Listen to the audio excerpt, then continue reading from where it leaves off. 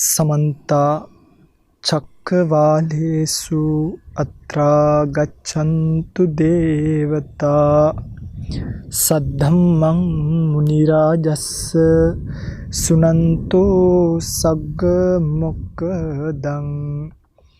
धम्मश्रवण कालो अयं भदन्ता धम्मश्रवण कालो अयं भदन्ता धम्मश्रवण कालो अयं भदन्ता नमो तस्स भगवतो अरहतो सम्मा सम्बुद्धस्स नमो तस्स भगवतो अरहतो सम्मा सम्बुद्धस्स नमो तस्स भगवतो अरहतो सम्मा सम्बुद्धस्स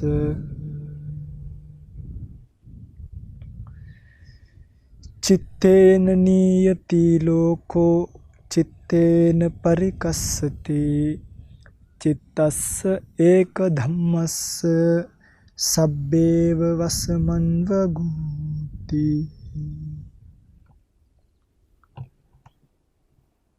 सद्धर्म श्रवणाभिलाषी ගුණබර වාසනාවන්ත පින්වත්නි පින්තුන් අද දවසෙත් මේ සූදානම් වන්නේ පොහොය දින උදෑසන ටීවී දෙරණ බහුජන හිතාය ඔස්සේ බොහෝ දෙනෙක්ගේ හිතසුව පිණිස ඒ වගේම නොකියවෙන අනිත් අර්ථය බහුජන සුඛාය බොහෝ දෙනෙක්ගේ හිතසුවය පිණිස දිගෑරෙන ධර්ම දේශනා මාලාවක තවත් එක් ධර්ම දේශනාවක් ශ්‍රවණය කරන්නට පින්වත්නි භාග්‍යවත් බුදුරජාණන් වහන්සේ නමක් ලෝකයට පහළ වෙනකම් මේ ලෝක සත්‍යය ඉන්නේ එක්තරා මුලාවක. අන්නේ මුලාව ලෝක සත්වයාට වටහා ගන්න පුළුවන් මුලාවකුත් නෙවෙයි. බෞද්ධ සිරිතක් විතරක් ගත්ත අද කාලේ පාවිච්චි කරන බෞද්ධ ඇතම් සිරිත් විරිත් එකල බැඳිලා තිබ්බේ බ්‍රහ්මණයොත් එක්ක.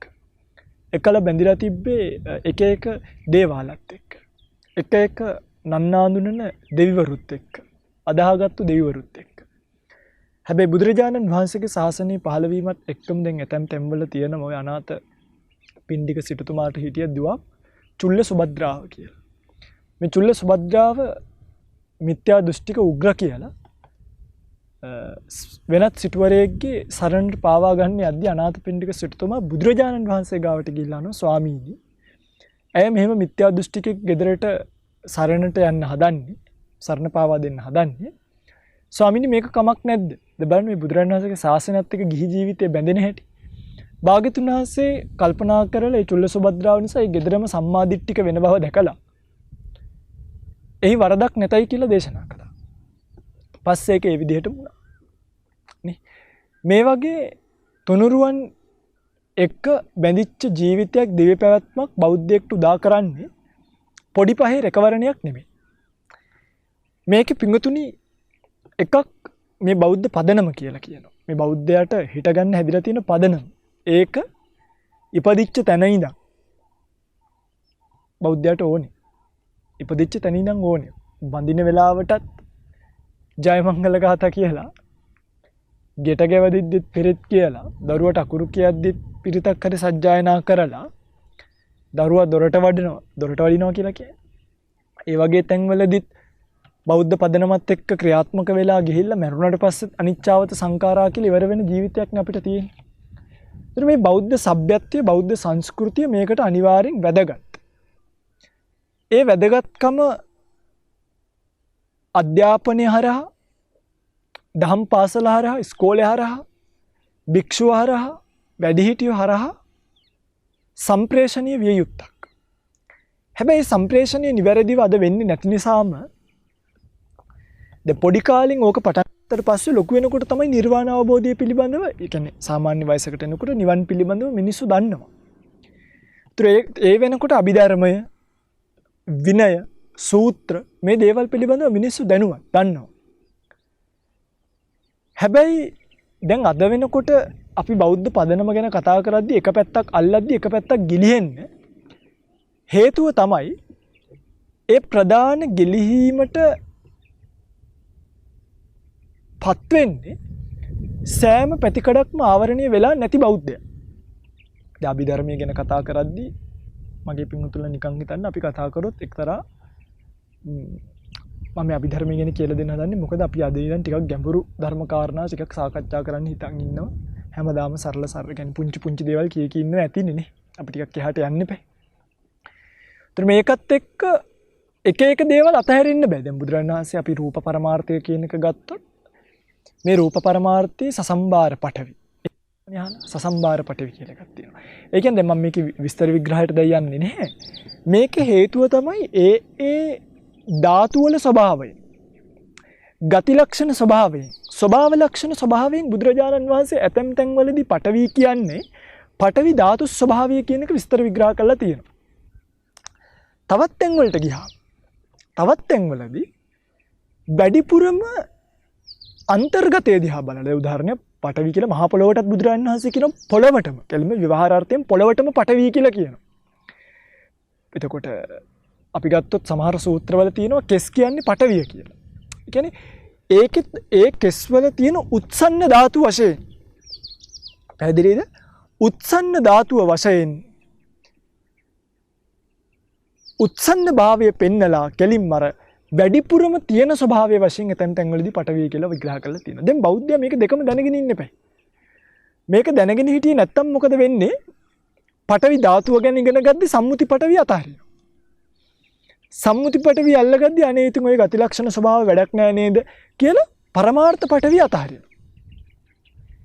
මෙන්න මේ අර අල්ටිමසි කියන එක අවසන් භාවය කියන එක.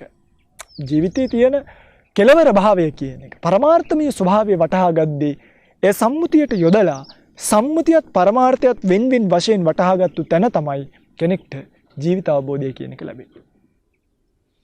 මේක විද්‍යාවට ගැලපෙන තැන් ඇතැම් තැන් තියෙනවා. සමහරක් තැන් තියෙනවා විද්‍යාවත් බුදුරජාණන් වහන්සේගේ දර්ශනයත් එකට මෙහිම ආබන්ධනය කරන්න බැරි. බඳින්න බෑ. හේතුව විද්‍යාව පැත්තෙන් එනකොට මේක පිංගුතුනි ඇත්තටම මේ විද්‍යාව ගැන අපි සාමාන්‍යයෙන් විද්‍යාවේ තියෙන මූලික සංකල්ප ගැන කතා කරලා බැලුවා. දැන් wave and particles ඔහොම කතා කරනවානේ wave and particles. ඒ කියන්නේ මේ එක්තරා මූලික ස්වරූප දෙයක් සහ wave එකක් විදිහට මේ පවතින දෙයක් පිළිබඳව කතා කරන තැනක් තියෙනවා. මේ වගේ dualities ගැන. ඒ කියන්නේ මේ දෙපැත්තම කතා කරන්න පුළුවන් දේවල් කියලා. බුදුරජාණන් වහන්සේගේ ශාසනය මේක හරියට ටක්කෙටම කියලා තියෙනවා. ඒකයි. දැන් අරකේ එක ස්වභාවයක් නේ. මේක මෙහෙම පැවතීගෙන ගිහලා එකපාරකින් එකක් පිටියක වදිනවා කියලා සඳහන් කරනවා. ඉලෙක්ට්‍රෝන වශයෙන් ගත්තාම. භාග්‍යතුන් වහන්සේ රූප පරමාර්ථය දේශනා කරද්දී අන්න එහෙම කතන්දර දෙකක් නෑ. රූපමය ස්වභාවයේ තියෙන අන්තිම කෙලවර පෙන්වනවා. රූපමය ස්වභාවයේ තියෙන අන්තිම කෙලවර මොකක්ද කියලා පෙන්වනවා. මෙන්න ඒ සන්තති වශයෙන් පවතින ලෝකය. මේ ඒවා පිටුතුනේ මේ ලෝකයේ දිහා බැලුවාම පරමාර්ථමය ස්වභාවය දන්නවනම් මේවා පේන්නේ මේ කොහොමද කියන්නේ? යථාර්ථයෙන්ම පේනවා කෑලි කුඩු වෙලා. මේ පවතින හැටි, නැති වෙන හැටි, වියකෙන හැටි, ගැලවෙන හැටි ඔක්කොම තියෙනවා. රූපමය ස්වභාවය කතා කරපු නිසා කියන රූපමය ස්වභාව මගේ පිංගුතුල අහලා තියෙනවා රූප තියෙනවා 28ක්. 28 රූපය කියලා කියන්නේ. පඨවි ආපෝ තේජෝ වායෝ. මේ තමයි සතර මහා භූතයෝ. මේ භූතත් එක්ක හටගන්න තව රූප 24ක් ගැන කතා කරන ඒකට කියන උපාදාය රූප 24 කියලා. සෝවිසි උපාදාය රූප. ඒකේ නිෂ්පන්න අනිෂ්පන්න කියලා රූප කොටස් දෙකක් තියෙනවා. නිෂ්පන්න අනිෂ්පන්න කියලා. දැන් මෙතනදී එක මම මේ නිකන් සරල කතාවක් කියන්න පිටුතුනි මේක ගැන වැඩි හිතන්න එපා. මේක හරිම සරලයි. අදාළ තැනදී කියලා දෙන්න මම මේ අභිධර්මයට වස්සන්න පිටුතුලට ආසාව. මේක ඇතුලේ තියෙන සබ්ජෙක්ට් එක මොකක්ද කියලා පෙන්වන්න හදා. මේක ඇතැම් රූප තියෙනවා හේතුන් වලට අනුරූපීව හටගත්තු තැන්. හේතුන් වලට අනුරූපීව හටගත්ත දැන්. ඇතැම් රූප තියෙනවා එහෙම මේ ඒක හේතුන්ට අනුරූපීවම හටගත්තයි කියන එක කියාගන්න බැරි. එහෙම මහා පුදුම විශයක් මේක පිළිබඳව. ඊළඟට අපි ওই රූප පිළිබඳව ත්‍රිපිටකයේන ධම්මසංගණි ප්‍රකරණය කියලා හරිම සුන්දර ග්‍රන්ථයක ඉන්නේ. මේකේ මාතිකා වශයෙන් සහ එක ආකාරයෙන් බෙදා දැක්වීම කරලා තියෙනවා. මම ඉදිරියේදී මේවා අපි බලමු මේ කටින් විතරක් මේක කියලා දීමේ යම් අපහසුතාවයක් තියෙනවා ලියලා කරලා ඇඳලා පෙන්වීම තමයි මේක පහසු. දැන් එතනදී රූප 27යි කතා කරන්නේ. අර හදේ රූපය කියන එක ගැන කතාවකට එන්නේ නැහැ. යමක් නිසා මනෝ ධාතුව සහ මනෝ විඥාන ධාතුව හටගන්න රූපයක් තියෙනවා. ඒක තියෙනවා මේ ප ဋ ාණ ප්‍රකරණ පඤ්ඤාවාරේ ප ဋ ාණ ප්‍රකරණයේ දක්වලා තියෙනවා මේ හදේවත් රූපය කියන එක එතනින් තමයි දැක්වීම සිද්ධ කරන්නේ. පැහැදිලිද මම කියන එක? දැන් මෙන්න මේ අභිධර්මයට බැහැගන්න යද්දි පරමාර්ථමය වශයෙන් පවතින ස්වභාවය අවබෝධ කරන්න යද්දී සම්මුති දේශනාව පටලවා ගන්න හොඳ නැහැ. දැන් සමහරු ශුෂ්ක විපස්සනා භාවනාව කරනවා. ඒ ශුෂ්ක විපස්සනා භාවනාව කරද්දී මගෙන් අහන්නේ මගේ ස්වාමීනි අභිධර්මය ඕනේ නැහැ නේද? නේ අභිධර්මය ඕනේ. මේ ශුෂ්ක විපස්සනාව කරන කෙනාට අපි සරලව මේක බස්සන්නේ මෙයා මේ පරමාර්ථ ධර්මවල විතර්ක චරිතයක් බවට පත් කරන්නේ නැති වෙන්න. භාවනාව ඇතුලේ විතර්ක ගොඩනගන හිටියොත් මොකද වෙන්නේ? එයාට භාවනාව වැඩෙන්නේ නැහැ විතර්ක විතරක් ගොඩනගෙනවා. එක්තරා ආකාරයකට. හැබැයි භාවනාව භාවිත කළ යුතු ආකාරයෙන් භාවිත කරද්දී අභිධර්ම ඥානෙ එකට තිබ්බොත් අභිධර්මය කියන එක පටලවන්න හොඳ නෑ භාවනාව ඇතුළේදී. ඒක වෙනයි. හරියට අපි හිතමු මම ඔකට උපමා කරන්නේ මැනුවල් ගිය කාර් එකක් පදින්න පුරුදු වෙනවා වගේ. දැන් ඔයගොල්ලෝ දන්නවනේ අපේ රටේ ලයිසන් දෙන්නේ ඔටෝමැටික් විතරක් ඔටෝ ගිය විතරක් පුරුදු වුණොත් එයාට ඔටෝ ගිය විතරයි පදින්න පුළුවන්. හැබැයි මැනුවල් පුරුදු වෙන කෙනාට එයාට ඔටෝ ගියරුත් පදින්න ඔටෝම ලයිසන් එකක් එනවනේ. ඇයි? අර මැනුවල් කියන එකේ පිංගුතුනි මේකේ තියෙන මැනුවලි ස්වභාවය තියෙනවා. අන්න ඒ වගේ මැනුවල් ක්‍රමය ඉගෙන ගන්න එක තමයි පරමාර්ථ ධර්ම යන්තම් හරි ඉගෙන ගන්න එක. ඒ පරමාර්ථ ධර්ම පරමාර්ථ කියන්නේ මේ නැවත නොබෙදිය හැකි ස්වභාවය. නැවත බෙදන්න බෑ. මේ ලෝකයේ තියෙන සත්‍යතාවයන්ගේ කෙලවරම සත්‍යතාව අල්ටිමසි කියලා කියනවා. කෙලවරම තියෙන අවසන් භාවය. අවසන්ම භාවය. Ultimate reality. මේක අන්තිම කෙලවරේම තියෙන සත්‍යයක්. සම්මුති සත්‍ය නෙමෙයි. මිනිස්සු විසින් පනවාගත්ත කන්වේ ඒ කියන්නේ පනවාගත්තු දේවල් නෙමෙයි. පරමාර්ථමය වශයෙන් විද්‍යමාන ධර්මතා. එතකොට ඒව විද්‍යමානයි. ඒ නිසා පරමාර්ථ කියලා කියන්නේ සත්‍ය වශයෙන්ම ලෝකෙ විද්‍යමාන ධර්මතා. ඒවත් පවතිනවා. පිටුරු මේ අභිධර්මයේ ඉගෙන ගන්න අභිධර්මයේ කියන්නේ toy පරමාර්ථයටම තමයි. තේරුණා නේද? දැන් ඔබට තේරෙනවද මේ අභිධර්මයේ සමහර විතන් ඉන්නවා දෙවිවරුන්ට විතරයි. එන ඉතින් අපිත් දෙවිවරු තමයි. මේක අහන ඔබත් දෙවිවරු තමයි. අර මේ කරන්න බැරි වැඩ කරන අය දෙවිවරු කියලා කතාවක් තියෙනවා. එහෙම එකක් නෙමෙයි මේකෙදි. මේක දිව්‍ය තලයේදී භාග්‍යතුන් වහන්සේ දේශනා කරන්න හේතුවක් තියෙනවා. කත්ත දේශිතෝ, කදා දේශිතෝ. ඇයි දේශනා කළේ? කවදද දේශනා කළේ? කිමත්තාය මොකක් අරමුණු කරලාද? පැහැදිලිද? කාටද? මේ ඔක්කොම බුදුරජාණන් වහන්සේ දක්වලා තියෙනවා. පැහැදිලිවම පින්වතුනි ධර්ම අවබෝධය කළ යුතු කළ හැකි කිරීමට අවශ්‍ය ඕනම කෙනෙක්ට මේ අභිධර්මය කියන එක දේශිතයි. මේ පරමාර්ථමය ධර්ම සමහරු කියනවා මේ අපේ ඉන්ද්‍රිය ධර්මමදි දෙවිවරුන්ගේ ඉන්ද්‍රිය ධර්ම වැඩි. ඒ නිසා ඒගොල්ලන්ට විශේෂ වෙන එකක් මිසක් අපිට ඕනේ නැහැ කියලා. පින්වතුනි මේ අභිධර්මයේ පිළිබඳව නොදත් අය අඩුම සිත් කීයක් තියෙනවද කියලා දන්නේ නැති. චෛතසික කීයක් තියෙනවද කියලා දන්නේ නැති. සබ්බචිත්ත සාධාරණ චෛතසික මොනවද? ප්‍රකීර්ණක චෛතසික මොනවද? සෝබන රාශිය කුමක්ද? අකුසල රාශි මොනවද කියලා එක දන්නේ නැති අය තමයි මේ පරමාර්ථ ධර්මය ප්‍රතික්ෂේප කිරීමට යන්නේ. හැබැයි දැන හෝ නොදැන යම් කෙනෙක් මේ අභිධර්මයේ කෙලිම මේ වචනින්ම ඉගෙන ගන්න. අභිධර්මය වචනෙන්ම ඉගෙන ගන්න. අභිවිසිට්ඨේන ධම්මෝ අභිධම්මෝ. විශේෂ ධර්මය. අභි කියන්නේ විශේෂයි. මේ ගැඹුරු ධර්මයේ නෙමෙයි. අභි කියන්නේ ගැඹුරු නෙමෙයි. එහෙම එකක් නේ බුදුරජාණන් වහන්සේගේ හැම දේශනාවක්ම ගැඹුරුයි. අරක ගැඹුරු නෑ.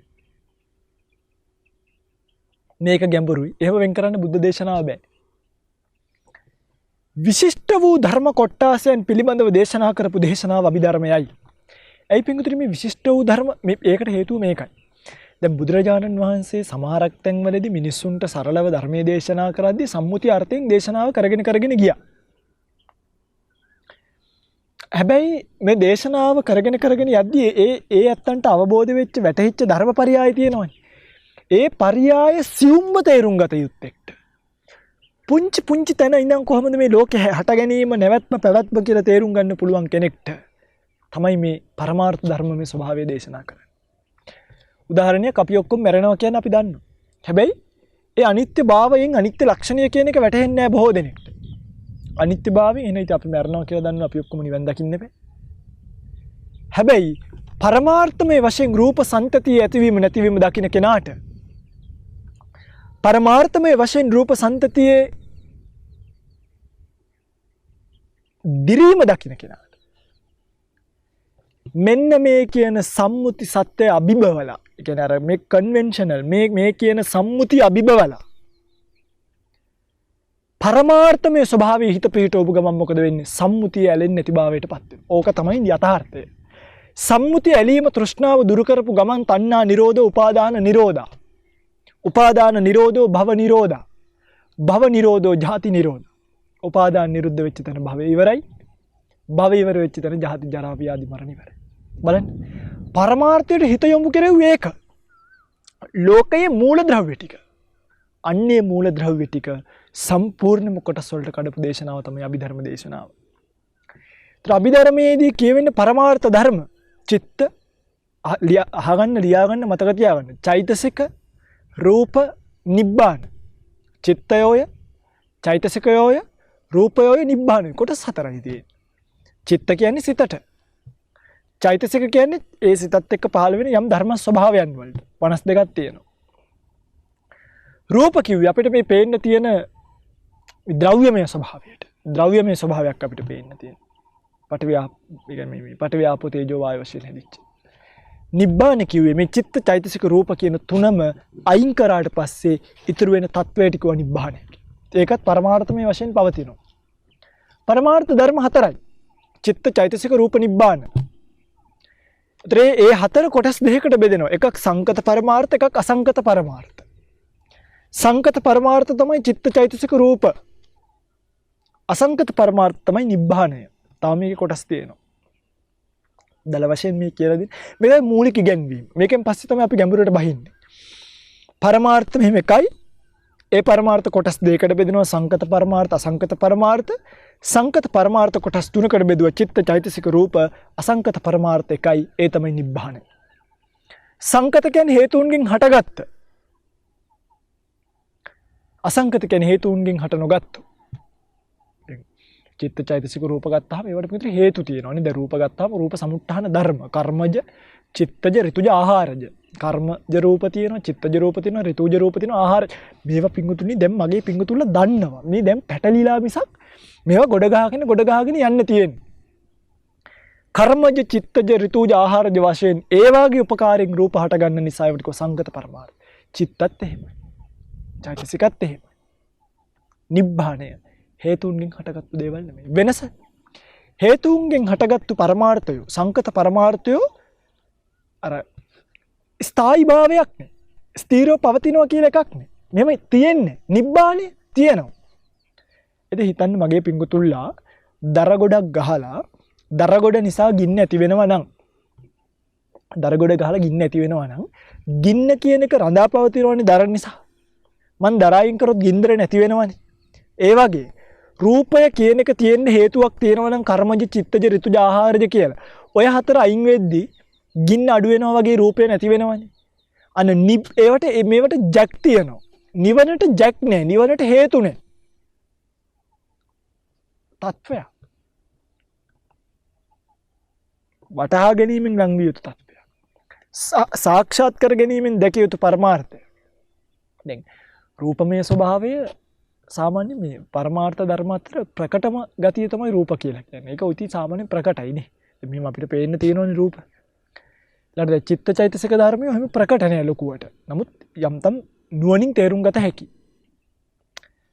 එතකොට චිත්ත චෛතසික වල පොඩි වෙනසකුත් තියෙනවා. මම මේ පටලවනවා නෙමෙයි මේ දැනට තියෙන අවුල ලියන්නේ. පස්සේ මම එකින් එක චිත්ත මොනවද, චෛතසික මොනවද, රූප මොනවද කියලා එකින් එක කියලා දීමකට එනවා. හරිද? මේ දැනට පැටලිලා තියෙන අවුල් ටික ලියන්න. දැන් සිත කියන එක ගත්තාම සිත එකක් හටගෙන 1 2 3 4 5 කියලා බෙදුවොත් පළවෙනි තැන හටගද්දි දෙවෙනි තැන තුන්වෙනි තැන සිත නැහැ.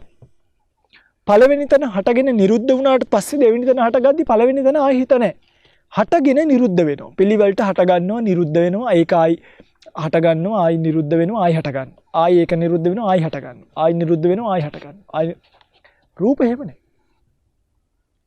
1 2 අතර 1.1 රූප තියෙන්න පුළුවන්. 1.2 රූප හට ගන්න පුළුවන්. 1.3 රූප හට ගන්න පුළුවන්. එතකොට චිත්තක්ෂණ 17න් 17ට රූප කලාප නිරුද්ධ වෙද්දී එකේ තියෙන එක දෙකේදී නිරුද්ධ වෙද්දී තව රූප කලාපය සෙට් එකක්ම ලෝකෙ ඉතුරුයි. 1.1 රූප ටික ඉතුරුයි, 1.2 රූප ටික ඉතුරුයි, 1.3 රූප ටික ඉතුරුයි. පැහැදිලිද? මේක ඇඳලා පෙන්නන්න තියෙනවනම් වටිනවා. හරිද? අපි ධර්මයේ කියන එක විදිහට විශාල විෂයක්. විශාල විෂයක්.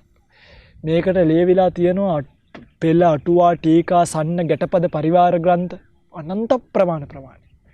අපේ රේරුකාණි චන්දවිමල මහානායක ස්වාමීන් වහන්සේ ලියපු අභිධර්ම මාර්ගයේ පොත ගත්තා. මේ අභිධර්මයේ ලියලා නැහැ. ඇත්තටම අභිධර්මයේ නිකන් මේ අභිධර්මයේ කියන එක අයන්නේ බිඳුව විතරයි ලියලා තියෙන්නේ. අභිධර්මයේ කියන එක ඊට වඩා කොහොම මෙහාට ගිය එකක්.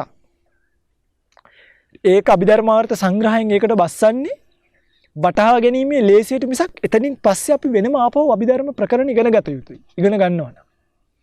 එතකොට තමයි චිත්තුප්පාදය කියන එක අපිට අහුවෙන්නේ. චිත්තුප්පාදය සිතත් එක්ක උපදින සියලු චෛතසික ධර්ම ඔක්කොම එකට කැටි කරලා චිත්තුප්පාදය කියලා එකක් පෙන්නනවා. මේකෙදි පඨවි ආපෝ තේජෝ වායෝ වන්න ගන්ධ රස ඕජා කියන අඩුමට එකතු වෙලා හැදෙන මේ රූප කලාප මේවා විනාශ මේවා දිවෙනවා බොහොමයක්. දැන් අර අපි ගත්තාම මේ කලාප වර්ග 21ක් විතර දකින්න පුළුවන්කම තියෙනවා. අභිධර්ම සාමාන්‍ය මාර්ගයේදී. හැබැයි සම්පූර්ණ පරමාර්ථමයම ස්වභාවයන් අරගෙන බැලුවොත් විසුද්ධි මාර්ගය ඊට වඩා තවත් ඒවා පෙන්වනවා. චිත්තජ කලාප 6ක තියෙන එක 8ක් කරලා පෙන්නනවා. චිත්තජ කලාප 8ක් පෙන්වනවා. සාමාන්‍යයෙන් 6යි පෙන්වලා තියෙන්නේ. මේ එතකොට තව වැඩි. පැහැදිලිද මම මේ කියන එක? එතකොට මේක හරි ගැඹුරු විෂයක් පින්වතුනි. මනස කියන එක මේ බිඳුවට ගෙනල්ලා බිඳුවේ තියලා තේරුම් ගන්න ඕනි එකක්. මේ ෂාප් මයින්ඩ් එක. මනස තියුණු මනසක් ගෙනල්ලා තේරුම් ගන්න ඕනි. රූප සන්තතිය කියන එක පැත්තකින් හට ගන්නකොට තවත් ඒකේ අතරමැද්දෙත් රූප වෙනම අලුත් පරම්පරා වශයෙන් පවතින පටන් අරන් ඉවරයි. ඒ නිසා තමයි අපිට බැලුවාම මේ පවතින ලෝකයක් තියෙනවා වගේ පේන්නේ. දැන් වටපිට බැලුවාම අපිට පවතින ලෝකයක් පේනවනේ. මෙහෙම පවතින ගලක් පේනවා, මාව පේනවා, වටාත්ත පේනවා, ත්‍රෝගලන්ඩ් මේ වටපිටාව පේනවා. ඉතින් මේ ඔක්කොම පේනවානේ, මේ කැලේ පේනවා. මොනවද මේ පේන්නේ? ඒ පැවතීම් වශයෙන් පේන්නේ අන්න අර නිරුද්ධ නොවී තියෙන රූප කලාප ඒ පරම්පරාව. අන්නේ පරමාර්ථමය ස්වභාවයන්ගේ ලක්ෂණ රස පච්චුපට්ඨාන පදට්ඨාන වෙනම කෘත්‍ය වශයෙන් ලක්ෂණ වශයෙන් පඨවිය කියන එකේ ලක්ෂණය තද ගතිය. ආපෝ කියන එකේ ඇලෙන බැඳෙන ආබන්ධන ගතිය. තේජෝ කියන එකේ උණුසුම් ගතිය. වායෝ කියන එක පුම්බන හකුලවන ගතිය. පුම්බාව ලක්ෂණ කියනවා. පුම්බන හකුලවන ගතිය. ඒතර මේ වගේ වෙනම ලක්ෂණ රස පච්චුපට්ඨාන පදට්ඨාන තේරුම් ගත්තට පස්සේ පුදුම අවබෝධයක් මේ ලෝකය ගැන එනවා පිටුතුනේ. මේ මිනිස්සු දැනන් ඉන්නේ මොනවද කියලා හිතෙන තරම්. සප්පරමෝ උත්තමෝ ආයුපරීතෝ වත්තෝ පරමත්තෝ. පරමාර්ථ වලට කියනවා එහෙම වචනයක්. පරමෝ උත්තමෝ ආයුපරීතෝ අත්තෝ පරමත්තෝ. මොකක්ද ඒ කියන්නේ? පරම වූ පරම කියන අපි ඔය කියන්නේ පරම හතුර පරම මිතුරා. ඕක මගේ පරම හතුරෙක්. එනේ කෙලවරම. පරම උත්තමෝ උතුම් අවිපරීතෝ නොවෙනස් වෙන සුළු අර්ථයෙන් පරමාර්ථයයි කියති. එතකොට පරමාර්ථය වෙනස් වෙන්නේ නැද්ද? නෑ. පරමාර්ථය වෙනස් වීමකට පත් වෙනවා. මොකද මේ පරමාර්ථය ක්‍රියානේ. පරමාර්ථය කියන්නේ ද්‍රව්‍ය නෙමෙයි ක්‍රියා. ක්‍රියාවක් ආරම්භ වුණා නම් අවසානයක් තියෙනවා. ක්‍රියාවක් එක දිගටම පවතින්නේ. ඒ අර්ථයෙන් තමයි ක්‍රියා කියලා කියන්නේ. පටන් අරන් ඉවර වෙන්න තැනක් එනවා. ඒ පටන් ගත්ත තැන ඉඳන් ඉවර වෙන තැන දක්වා ගිහිල්ලා ඒක ඉතුරු නැතුව නිරුද්ධ වෙනවා. ඒ අර්ථයෙන් ක්‍රියා කියන. හැබැයි අයුපරීතයි කියන්නේ ඒක ස්ථීරව සදාකල් කියන එකට නෙමෙයි. පඨවියේ ලක්ෂණය අයුපරීතයි. කියන්නේ පඨවියේ ලක්ෂණය තදගතිය. දැන් තදගතිය කියන එක වෙනස් වෙන්නේ. ඒක ස්ථීරයි ස්ථාවරයි ලෝකේ. ඒ තද ඇත්තට පඨවියේ තදගතිය නෙමෙයි. තදගතියටමයි පඨවි කියන්නේ. ඒකයි කතාව. පඨවියේ තියෙන තදගතිය නෙමෙයි මේ කියන්නේ. තදයි කියලා දෙයක් ලෝකේ තියෙනවද? ඒ ස්වභාවයට ඒ ගතියට කියනවා පඨවි කියලා. මෙන්න මේ පඨවි ලක්ෂණය යුක්ත ලෝකය තමයි අපිට මේ තදට දැනෙන්නේ. අන්නේ තදට දැනෙන කෙස් ලොම් නිය දත් සම්මස්නහර ඇට ඇට මිදුළු වකුගඩු හදවත අක්මාව දැලඹු මේ ඔක්කොම ගත්තට පස්සේ මේ මගේ පිංගුතුනි පඨවි ධාතු අධික රූප කලාප පඨවි ධාතු අධික රූප කලාප පඨවි තමයි වගේ වැඩිපුර තියෙන්නේ අනිත් ඒවත් තියෙනවා හැබැයි මේ ධාතු වශයෙන් නෙමෙයි කියන්නේ වැඩිපුරම තියෙන ඒවා වශයෙන් කියන්නේ අපි මේකට දාගත්තොත් මේ වැඩිපුරම පවතින ස්වභාවය වශයෙන් පැහැදිලිද මම මේ කියන්නේ ඔකට ධර්මයේ නම් කියන්නේ උත්සන්න භාවය කියලා උත්සන්න භාවය කියන්නේ උත්සන්නයි කියන්නේ ඒ වැඩිපුරම තියෙන ඒවා දැන් නිකන් ඔළුව කැරකෙනවා වගේ එහෙම නැහැ කමක් නැහැ මේ වහන් ඉන්නකො පිංගුතුනි මේවා අහන්නත් ඕනේ හැමදාම නිකන් මේ උදේටයි හවසටයි මේ බුදුන් වඳින විදියයි ඒවා මේවයි ගැනම නෙමෙයි බුදුදහම මම මේ ටික කිව්වේ ඒකයි මේවා කරනකොට ඒවා අතහැරෙන්නත් බෑ පැහැදිලිද පිංගුතුනි මේ අභිධර්ම පරමාර්ථ ධර්ම මේවා ඉගෙන ගන්න යනකොට ක්‍රමානුකූලව අපි මේ කරුණ තේරුම් අරගෙනම යන එක තමයි වඩාම වටින්නේ අපි බලමු මේ පරමාර්ථ ධර්ම ස්වභාවයන් ඉගෙන ගත්තට පස්සේ ඔය ආනිසංස ටිකක් දැනගෙන ඉන්න එපයි. පරමාර්ථ ධර්මයේ ස්වභාවයන් ඉගෙන ගත්තට පස්සේ අපිට ලැබෙන මේ ආනිසංස මොනවද කියලා. මේක තමයි වටින්නේ. ඒ ආනිසංස ටික අපි අද දේශනාවෙන් දැනගෙන අපිට මොනවද මේකෙදි තේරුම් ගන්න පුළුවන් වෙන්නේ අපිව කොහෙටද මේකෙන් ඇදගෙන යන්නේ කියලා. මේව තේරුම් ගත්තාම ගොඩක් අය හිතන්නේ අභිධර්ම ඉගෙන ගත්තාම මාන්නේ වැඩෙනවා කියලා. එහෙම නැහැ. අභිධර්ම ඉගෙන ගත්තම තමයි මාන ක්‍රෝධ දුරු වෙන්නේ. මේ මාන ක්‍රෝධ කරන්නේම පරමාර්ථමය ස්වභාවයන් ඒ ආකාරයෙන් වටහා නොගත්ත මිනිස්සු. පැහැදිලිද? පරමාර්ථමය ස්වභාවයන් ඒ ආකාරයෙන් වටහා ගත්ත මිනිස්සු මේ මාන ක්‍රෝධ වලින් දුරු වෙනවා. අපි ඊළඟ බහුජන හිතාය දේශනා වාරයේ ඉඳන් සාමාන්‍යයෙන් මිනිසුන්ට තේරුම් ගන්න පුළුවන් වෙන්නේ පරමාර්ථමය ස්වභාවයන් විස්තර කරන්න පටන් ගන්න හිතන් ඉන්නවා. අපි පටන් ගමු. එක්තරා ආකාරයකට අපිට දැනෙන්න පේන දෙන රූප පරමාර්ථමය හරිය ටිකක් විස්තර විග්‍රහ වශයෙන් දැනගෙන කරගෙන ඉවර වෙන්න පුළුවන් නම් නේ. ටිකක් අපි ඉගෙන ගමු. සියල්ලම නෙමෙයි ටිකක් හරි ඉගෙනගෙන ඉස්සරහට යන්න පදනමක් දාගමු. එහෙම අපි කරමු. පිටුපිට අභිධර්ම ඉගෙන ගත්තට පස්සේ, නැත්නම් පරමාර්ථම ධර්ම ඉගෙන ගත්තට පස්සේ විපස්සනාවට තමයි මේ පරමාර්ථමය ධර්මයන් ගොඩක් උපකාර වෙන්නේ. සත්ව පුද්ගල ශූන්‍ය. දැන් අර කියනවනේ මේ රූපය කියන එක ශූන්‍යයි කියලා. රූපය ශුන්‍යයි කියනවා. ඒ රූපය ශුන්‍යයි කියන්නේ රූපය කියන එකක් නෑ කියලා නෙමෙයි. අර ශුන්‍යයි කියන අර්ථය බටහිර ක්‍රමයට හිතන්න හොඳ නෑ. යුරෝපීය අධ්‍යාපන ක්‍රමයට හිතුවොත් එහෙනම් මොකද වෙන්නේ? ශූන්‍යයි කියවම නෑ කියන තැනට හිත පිහිටනවා. මේ කියන්නේ නෑ නෙමෙයි. බුදුරජාණන් වහන්සේගේ දර්ශනය නෑ කියන අන්තයට යන්නේ නෑ. නෑ කියන අන්තයට යන්නේ. සත්ව පුද්ගල ශූන්‍යයි. මතක තියාගන්න වචනේ. මොකද? සත්ව පුද්ගල ශූන්‍යයි. සත්ව පුද්ගල ශූන්‍යයි. ඒතර නෑ නෙමෙයි. මොකක් හරි දෙයක් තියෙනවා. මොකද්ද තියෙන්නේ? ඒ පරමාර්ථමය ස්වභාවය තමයි තියෙන්නේ. ඒ පරමාර්ථ ධර්ම මං කියවනේ විද්‍යමානයි කියලා. විද්‍යමාන පඤ්ඤාත්. අන්නේ විද්‍යමාන පරමාර්ථය ලෝකේ පවතිනවා හිත. එහෙනම් මුකුත්ම නෑ. සමහරු මෙහෙමත් කියනවා. ඕකේ අන්තියට ගිය ගමන් මොකද වෙන්නේ මේ? මුකුත් නෑ. මේ ඔක්කොම මම මනසින් හදාගත්තු දේවල්. චූටි එකතු වීම විතර ඕම කියනවා. මේ ඔක්කොම මම මනස බෑ. එහෙම කියන්න බෑ. ලෝකේ විද්‍යමාන පරමාර්ථ තියෙනවා. එහෙම නැත්නම් ඉතින් මම කයියෙන් මගේ ඉස්සරහින් කෙනෙකුට ගැහුවොත් කාටද වදින්නේ? කාටත් වදින්නේ නැතුව ඕක මෙහෙම කැරකිලා යන්න එපා. දැන් මම මෙහෙම වටාත්ත තියලා ඒක උඩ යටින් අත තියලා මම තියනවා. මේ වටාත්ත වැටෙන්නේ නැහනේ බිමට. ඇයි මේ? පඨවි ධාතුවක් මේක පිළිගන්නවනේ. නැත්නම් මේක වැටෙන්නේ නැහැ. ඒස පරමාර්ථමය ධර්මයක් විද්‍යමානයි. ඒ නිසා තමයි මේක පිළිගන්නේ. මේ පඨවිය අල්ලගෙන ඉන්නේ ඒකයි. මේ වගේම ආපෝ ධාතු අධික වතුර ටිකක් අපි කෝප් එකකට දැම්මම රැඳිලා තියෙනවනේ.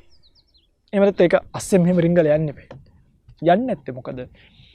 ධාතු වශයෙන් මේ ධාතුන්ගෙන් නිර්මිත ලෝකේ සත්පුද්ගල ශුන්‍යයි වුණාට පරමාර්ථමය ධර්මිය තියෙනවා. සත්වයා මොකද කරන්නේ? සත්වයා එක්කෝ අන්ත දෙකට යනවා. එක්කෝ මට මේ පේන්න තියෙන ලෝකයේ සත්‍ය වශයෙන්ම මේ ආකාරයෙන් පවතිනවා කියලා සම්මුතිය මුලා වෙනවා. කෙස් ලොම් නිය දත් සම්මස්නහර ඇට ඇට මිදුළු වලින් හැදිච්ච මේ ශරීරය ඒ ස්වභාවයන්ගෙන් පඨවි ධාතු අධික රූප කලාප තේජෝ ධාතු අධික රූප කලාප ආපෝ ධාතු අධික රූප කලාප වායෝ ධාතු අධික රූප කලාප වලින් හැදිච්ච මේ ලෝකය රූපයට සංවේදී චක්කුව ශබ්දයට සංවේදී සෝතය ගන්ධයට සංවේදී ගාහණය රසයට සංවේදී ජීවහාව ස්පර්ශයට සංවේදී කය මේවත් එක්ක ඒ සංවේදීතාවය අඳුරා ගැනීමට නොහැකිව එක්ක සම්මුති සත්‍ය මුලා වෙවි ප්‍රපංච ගොඩනගනග යනවා. අන්න ඒක තමයි මදුපිණ්ඩික සූත්‍ර පරියායදී බුදුරජාණන් වහන්සේ දේශනා කරන්නේ චක්කුංච පටිච්ච රූපේච උපජ්ජති චක්කු විඥානං තින්නං සංගති පස්සෝ. මොකද වෙන්නේ? ඇහැට රූපයක් ගැටුණට පස්සේ උපජ්ජති චක්කු විඥාන. චක්කු විඥානේ හට ගන්නවා. තින්නං සංගති පස්සෝ මේ තුන එකතුවට කියන ස්පර්ශය කියලා. පස්ස පච්චා වේදනා. ඒකත් එක්ක වේදනාවක් හට ගන්නවා. යං වේදේති තං සංජානාති. විඳින දේ අඳුන ගන්නවා. යං සංජානාති තං විතක්කේති. ඒ අඳුන ගන්න දෙයට විතර්ක ගොඩනවා. මේ අහවලා. යං විතක්කේති තං පපංචේති. මේ අහවලා ආයා හොඳයි යා නරකයි යා සුදුයි කියලා මෙන්න කුසල අකුසල කර්ම රැස් කරගෙන සසරට වැටෙනවා. හේතුව මොකද උනේ?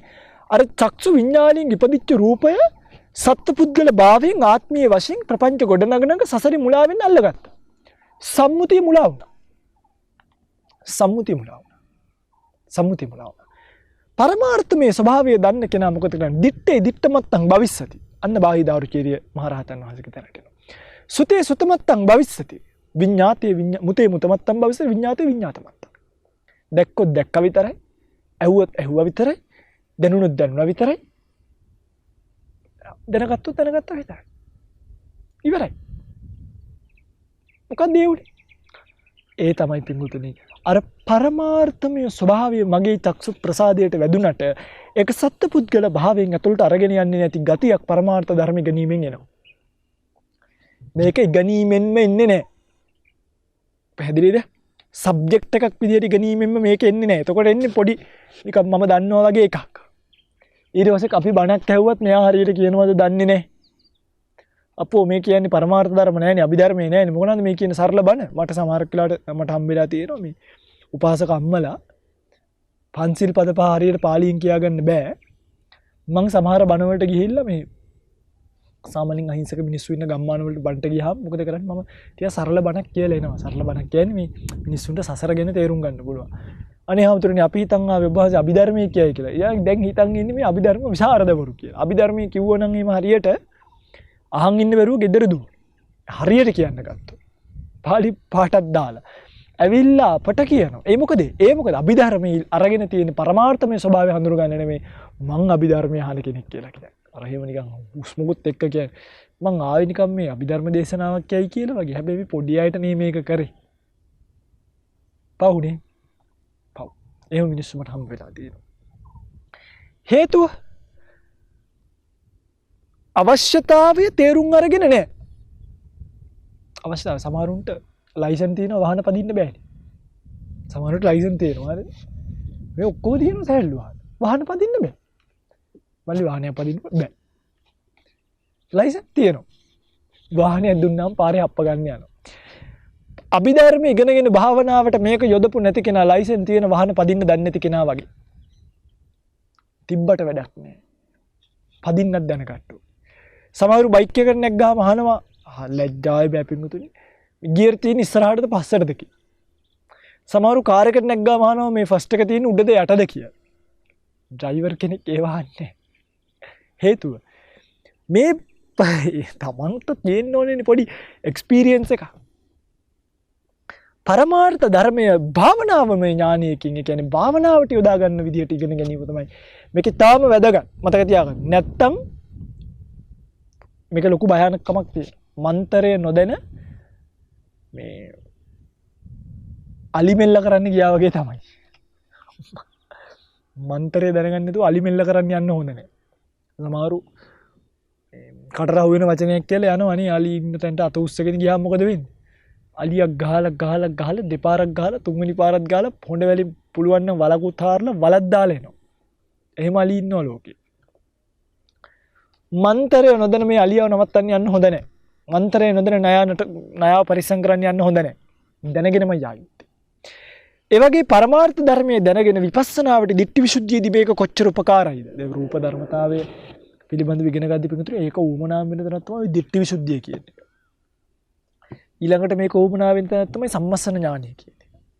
ඊට පස්සේ උදය වය ඇතිවීම නැතිවීම මේ ස්කන්ධවල පැවැත්ම රයිස් නැත්තම් හට ගැනීම කියන එක. ඒ වගේ ඇතිවීම උදාවීම සහ නැතිවීම වය උපාදෝ පඤ්ඤාති වයෝ පඤ්ඤායති. ඒ පැනෙන ඉපදීම නැතිවීම කියන එක තේරුම් ගන්න මේ රූප පරමාර්ථමය අවබෝධය ඉතාම වටිනවා. භාවනා කරපු කෙනෙක්ව දන්නවා ඇති.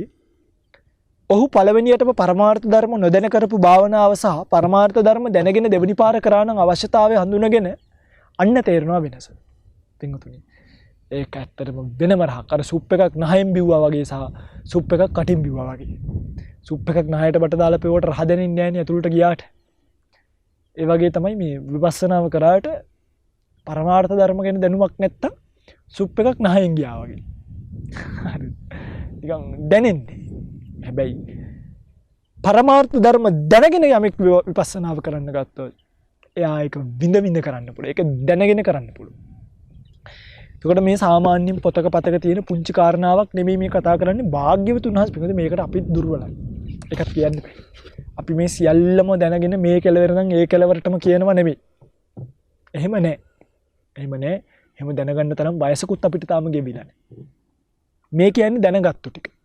දන්න ටික. සමහර කෙනෙක් මේවා තව වැඩි වෙන්නත් පුළුවන් ඉස්සරහට. තව අපිට අහු වෙන්නත් පුළුවන්. කියවල බලලා තියෙනවා. තේරුම් අරන් තියෙනවා. කල්පනා කරලා තියෙනවා. පොත්පත් බලලා තියෙනවා.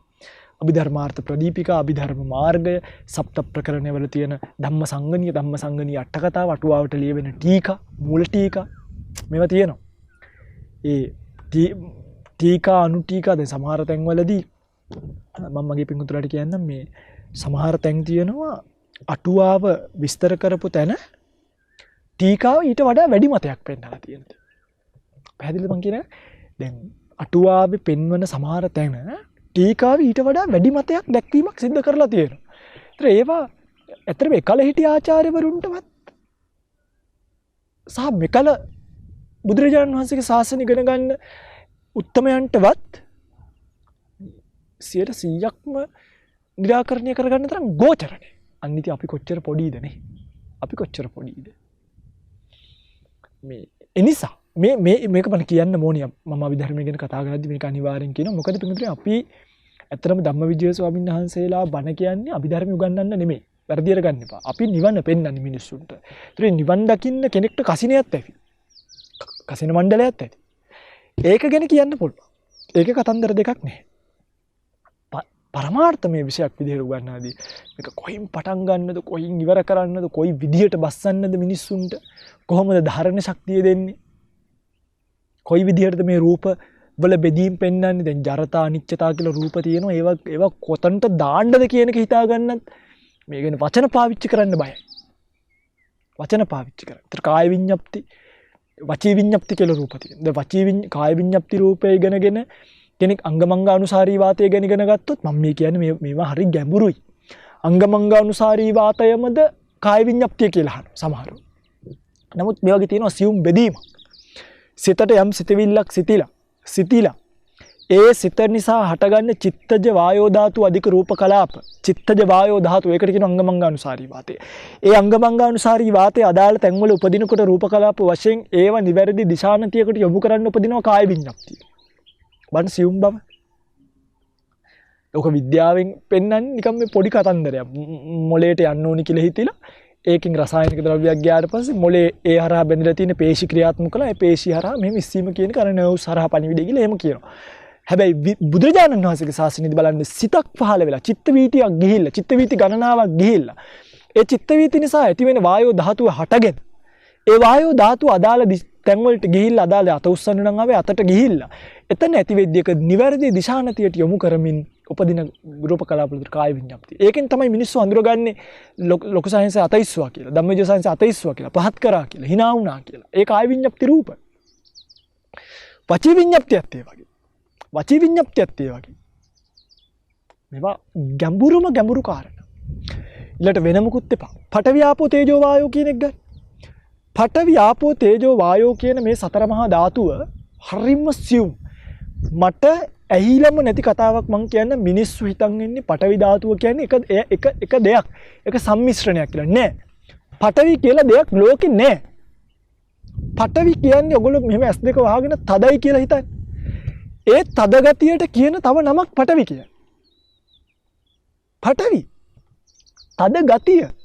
තද ස්වභාවය. එච්චරයි. එතකොට මේ තද ස්වභාවය මොකක්ද? පෙන්වන්නේ නෑ.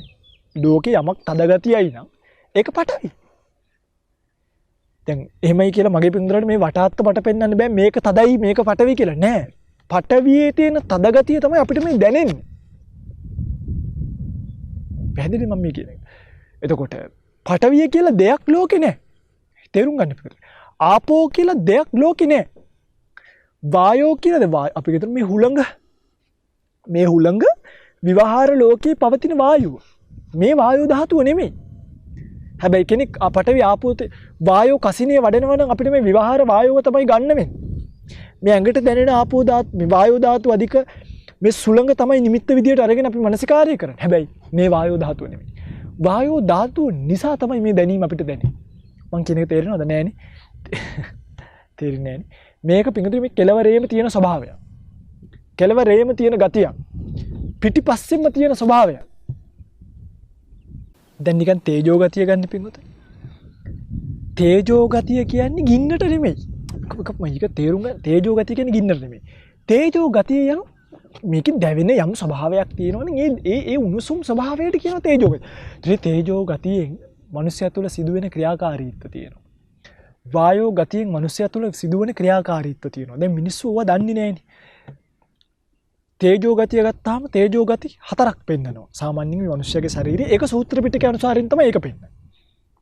තේජෝ ගතිය කියලා බුදුරජාණන් වහන්සේ එක පරමාර්ථමය ස්වභාවයක් පෙන්නලා ඒ පරමාර්ථමය ස්වභාවය මනුස්සයාගේ කයක් ඇතුලේ වැඩ කරන ක්‍රම හතරක් පෙන්වනවා. සංතාපන තේජෝ ධාතු, ජිරාපන තේජෝ ධාතු, ඊට පස්සේ පරිධාන තේජෝ ධාතු, පාචක තේජෝ ධාතු. අන්න බලන්න. එතකොට මේ තේජෝ ධාතුව මනුස්සයාගේ ඇඟ ඇතුලේ වැඩ කරනවා. සංතාපන කියන්නේ අපිට උණ ගන්නකොට දැනෙන ඇඟ රස්නේ කියන්නේ. අන්නේ උණ ගන්නකොට දැනෙන ස්වභාවයට කියන අපි මෙහෙම ඇල්ලුවාම අපිට දැනෙන ස්වභාවයට කියනවා සංතාපන. ජිරාපන කියලා කියන්නේ මනුස්සයාගේ මේ ශරීර අවයව දවන පොඩි කරන වයසට යවන ස්වභාවය. ඒකෙන් උණ ගතිය නෙමෙයි කරන්නේ. ඒ තේජෝ ධාතු අධික රූප කලාප ටික කරන්නේ මනුස්සයාගේ අංගපසංග තවන එක. ඒකෙන් තමයි මනුස්සයා වයසට යන්නේ. පොඩි අන්තිම කාලේ නිකන් වියකිලා වියලිලා වගේ පේනවනේ. වියකිලා ගිහිල්ලා කියලා අපි කියන්නේ. හන්ද අවුවට අහුවෙච්ච තනකොළ ගස් දිහා බලන්න ඒවා කහ පාටට දුඹුරු පාටට වෙලා යනවා. ඒ වගේ මිනිස්සු වියපත් වෙලා. මේ කියන්නේ තේජෝ ධාතුව තවලා කියලා. පරිධාන කියලා එකක් තියෙනවා. ඒකේ පරිධාන තේජෝ ධාතුවෙන් මොකද වෙන්නේ? ඒ තේජෝ ධාතුව අධික වෙනම රූප කලාප ස්වභාවයක්. ඒකෙන් මොනවද කරන්නේ මේ? අපිට ඇස් දැවිල්ල. ඒතර ගෑස් එහෙම දුරන් පපුවේ දැවිල්ල. ඒ වගේ මේ දැවිල්ල ගතිය ඇති කරවන්නේ තේජෝ ධාතුවෙන්. පාචක තේජෝ ධාතුවෙන් මොකද කරන්නේ? සාමාන්‍යයෙන් විද්‍යාවේදී ඉගෙන ගන්න ඕගොල්ලෝ මේ කුඩාන්ත්‍රයට ඇවිල්ලා කුඩාන්ත්‍රයේදී ආහාර දිරවනවා කියලානේ අර යුෂ ටිකක් ඇවිල්ලා. එහෙම නෙමෙයි. මේකෙදි කියන පාචක තේජෝ ධාතුවෙන් තමයි මිනිස්සයා කාපු කෑම ටික දිරවන්නේ. මිනිස්සයා කෑම ටික දිරවන්නේ පාචක තේජෝ ධාතුවෙන්. පැහැදිලිද මම මේ කියන එක? ඔහොම තමයි සාමාන්‍ය තේජෝ ධාතුවේ විස්තරය තියෙන්නේ. ඊට පස්සේ වායු ධාතුවට යන්නේ මම මේ ආනිසංස ටික කියන්නේ වෙනත් විදිහකට. නැත්නම් අභිධර්ම ඉගෙන ගත්තාම ඕගොල්ලෝ දිව්‍ය ලෝකයයි ඒකෙන් පල්ලෙහාට විල්ලා ආයි මනුස්සාත්ම භාව ලබයි. බුද්ධ ශාසනවල වල මහාන වෙන්න පුළුවන් වෙයි. කිරිවවුල්ලුන්ගේ කතාව කියලා සාන්දිටික සමන ප්‍රතිඵල මේ කියන්නේ. සන්දිටික ප්‍රතිඵල බුදුදහම. වායු ධාතුව ගන්න. වායෝ ධාතුවේ තියෙන උද්ධංගම අදෝගම කොච්චසය කොට්ටාසය අංගමංගානුසාරී ආස්වාස ප්‍රාස්වාස කියලා හයක්. මොනවාද? උද්ධංගම වායෝ ධාතුව. උඩු අතට ඉක්කා වමනේ ආදී කරවන්නේ වායෝ ධාතුවේ. අදෝගම යටි අතට ගෙනියන්නේ මල මූත්‍ර ආදියට තල්ලුවක් දාන්නේ වායෝ ධාතුවේ. කුච්චිසය බඩවැල් වලින් එළිය හැසිරෙන වායෝ ධාතුව. කොට්ටාසය බඩවැල් වලින් ඇතුලේ හැසිරෙන වායෝ ධාතුව. අංග මංගානුසාරී පෙර කියපු අර ශරීර අවයව ක්‍රියාත්මක කරනවා ආස්වාස් ප්‍රාස්වාස් කියන්නේ අපේ හුස්ම ඇතුළට ගැනීම විදියට කියන්නේ. දැන් මේ වායෝ ධාතුව එහෙම තේරුම් ගත්තයින් පස්සේ තමයි මිනිස්සෙක්ට තේරෙන්නේ මේ මගේ ඇඟ ඇතුලේ එක අර සිස්ටමැටිකලි මොකද්ද කියන්නේ මේ එක ක්‍රමවේදයක් ක්‍රියාත්මක වෙනවා. එය මාගේ පාලනයෙන් තොරයි. දැන් බලන්න තේජෝ ධාතුව කිපෙන්නේ අපිට ඕන විදිහටද? ආහාර දිරවන්නේ මම දිරවනවද?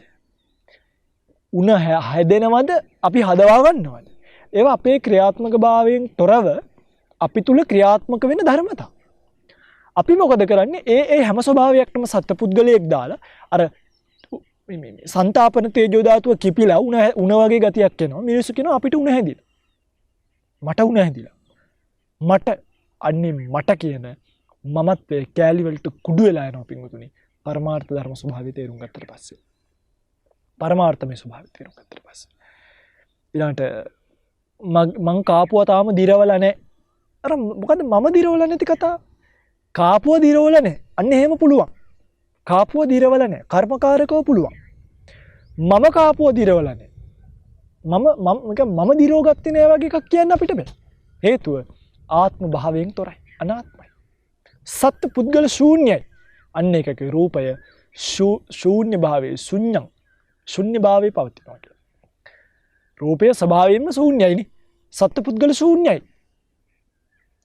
එතකොට වමනේ අද්දි බලන්න. ඔයගලන්ට වමනේ ගිහිල්ලා ඉතින් වමනේ යනකොට පිටුතුලි මේ උද්දංගම වාතය කියන එක දැන් අපි ඔන්න වමනේ දාලා නවත්තනවා. ආයි මේක මොකද කරන්නේ? මේව ඇතුලෙන් තල්ලු කරලා බලෙන් ධම්මවන්නේ නේ. බලෙන් කියන්නේ ආයි නවත්ත ගන්න පවත්ත ගන්න බෑ පිටුතුනි. ඔය කාපුව ඔක්කොම හරියට නිකන් මෙහෙම ඇදට තියෙන කට අතපය මෙහෙම කෙලින් වෙලා හෝස් එකක් වගේ වෙලා කාපුව ඔක්කොම මෙහෙම එනවා. වෙලාවකට හිතෙනවා මේ කටින්ම දෙන්නේ කියලා. නායනුත් දානවා සමහර. අය අර එන තල්ලුව මදිකමට කට මදි උඩින් ගිහිල්ලා නායනුත් එනවා. හේතුව ඒව ක්‍රියාත්මක වෙනකොට අපිට ඒව නවත්ත ගැනීමට පවත්ව ගැනීමට හැකියාවක්. අන්න ඒකයි ස්වභාවය. මෙන්න මේ කතා ටික තේරුම් ගන්න ඔබට පුළුවන් වෙන්නේ අභිධර්මය නැත්නම් පරමාර්ථමය ධර්මය වෙන් වශයෙන් හඳුනාගත්තොත් පමණයි. එනිසා මෙහෙමයි මේක පිටුතුනි මම ඔබට මේකත් කියන්නම්. මේක 100%ක්ම අඳුර ගන්න ඕනේ නැහැ. එහෙම 100%ක් ඉගෙන ගන්න අපි කාටවත් බෑ. අහුවෙන තැනකින් පටන් අරන් දැන් ගිහි ජීවිතේට මේක මුල ඉඳන් ඉගෙන ගන්න කාලේ කැප කරන්න බෑනේ. අහුවෙන තැනකින් පටන් අරන්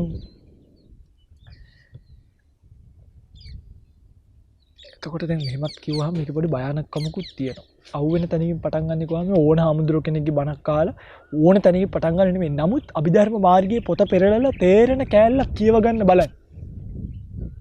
අන්නේ තේරෙන කෑල්ල ඉඳන් මේක තේරුම් අරගෙන යන්න. තේරෙන කෑල්ල ඉඳන් මේක වටහා ගන්න වීරය කරන්න. එහෙම කරගෙන භාවනාවට මේක දාන්න. විපස්සනා භාවනාවකට මේක ඔබන්න. මේක යොමු කරන්න. මේක මර්ජ් කරන්න. අන්නේ යදවීමෙන් ඒ භාවනාවට කරන සම්ප්‍රේෂණය පරමාර්ථ ධර්ම මොනවාද කියලා වටහා ගැනීමට ඔබට පුළුවන්කම ලැබෙයි. ඉතින් ඊළඟ බහුජන හිතාය ධර්ම දේශනාවෙන් මම මේ එකින් එක පරමාර්ථ ධර්ම පුළුවන් ආකාරයකට තේරෙන ආකාරයකට ඔබට විස්තර විග්‍රහ කරලා දෙන්න බලාපොරොත්තු වෙනවා. එහෙම බලාපොරොත්තු වෙන්නේ අදට ධර්ම දේශනාවට ලැබිලා තියෙන කාලය අවසන් වෙලා තියෙන නිසා. ඉතින් එහාට ධර්ම දේශනාව සිද්ධ කරන්න ප්‍රාර්ථනා කරන ඔබ සියලු දෙනාටම උතුම් චතුරාර්ය සත්‍ය ධර්මය අවබෝධ වෙන්න මේ කුසල් පාරමී දහමක් පාරමී ශක්තියක් පාරමී ධර්මතා පිරීමෙන් ලබන උතුම් නිර්වාණයට ඒකාන්ත හේතුවක් වේවා කියලා ප්‍රාර්ථනා කරමින් අදට බහුජන හිතාය ධර්ම දේශනාව අවසන් කරනවා. පිටන්නේ ඔබ අද දවසේ මේ උතුම් ධර්ම දේශනාව ලක්වැසි ලෝවැසි බොහෝ දෙනෙක්ට ශ්‍රවණය කිරීමට අවකාශ සලසා දෙමින් මේ දේශනාව මේ ආකාරයෙන් විකාශය කරවන්නට උපකාර කරපු සියලුම දෙනාට ප්‍රාර්ථනා කරමු ඔවුන්ගේ නමින් මිය පරලොව යන්නට යෙදුණු සියලුම ඥාතීන්ට මේ පින් අනුමෝදන් වේලා පරලෝක ජීවිත සුවපත් කර ගනිත්වා උතුම් නිවනින් සුවසේම නිවීමට මේ කුසල් පාරමී වේවා පාරමී ශක්තියක් පාරමී දහමක් වේවා කියලා ප්‍රාර්ථනාවක් ඇති කර ගන්න. ඒ වගේම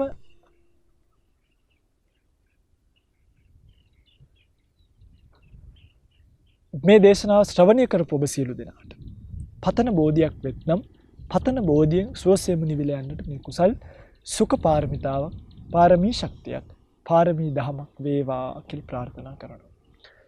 අවසානයේදී සියලු දෙවියෝ මෙපින් අනුමෝදන් කරගනිත්වා. අල්පේ ශාක්‍ය, මහේ ශාක්‍ය, සම්‍යක් දෘෂ්ටික සියලු දෙවි දේවතාවුන් වහන්සේලා මෙපින් අනුමෝදන් කරගෙන පරලෝක ජීවිතය සූපත් කරගනිත්වා. උතුම් නිවනින් සුවසේම නිවෙත්වා. සියලු දෙවිය බ්‍රහ්ම රාජවරු තම තමන් ප්‍රාර්ථනීය භෝධියකින් නිවිල යන්නට මේ කුසල් පාරමී කරගනිත්වා. පාරමී ශක්තියක් වේවා. පාරමීදම් පිරේවා කියලා කවුරුත් සාදු කියලා ප්‍රාර්ථනාවක් ඇති කරගෙන අදට ධර්ම දේශනාව අවසන් කරමු. ඔබ සියලු දෙනාට උතුම් සම්මා සම්බුදු සරණ වේවා. එත්තාවතාච අම්හෙහි සම්භතං පුඤ්ඤ සම්පදං සබ්බේ දේවා අනුමෝදන්තු සබ්බ සම්පත්ති සිද්ධියා. එත්තාවතාච අම්හෙහි සම්භතං පුඤ්ඤ සම්පදං සබ්බේ භූතා අනුමෝදන්තු සබ්බ සම්පත්ති සිද්ධියා. එත්තාවතාච අම්හෙහි සම්භතං පුඤ්ඤ සම්පදං සබ්බේ සත්තා අනුමෝදන්තු සබ්බ සම්පත්ති සිද්ධියා.